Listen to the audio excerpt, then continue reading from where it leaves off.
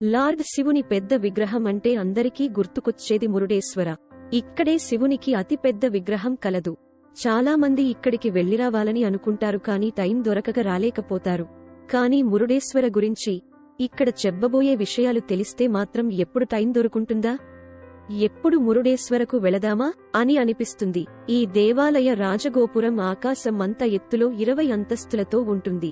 ఆలయంలోకి ప్రవేశించే ద్వారానికి ఇరువైపులా 2 పెద్ద పెద్ద ఏనుగు విగ్రహాలుంటాయి.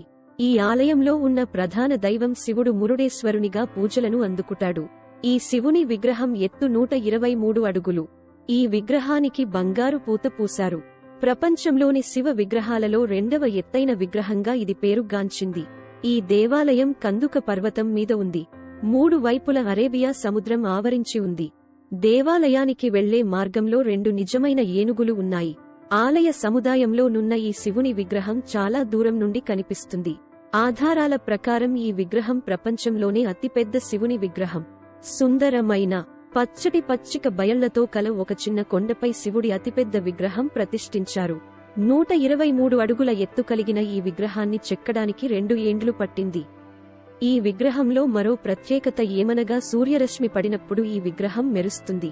నందీశ్వరుడితో సహా ఈ విగ్రహానికి ఒక దేవాలయం నిర్మించారు. మురుడేశ్వర్ సందర్శించేవారికి ఈ దేవాలయ దర్శనంతో భక్తులు తమను తాము మరచిపోయే రీతిలో ఒక అత్యంత మధురానుభూతిగా ఉంటుంది.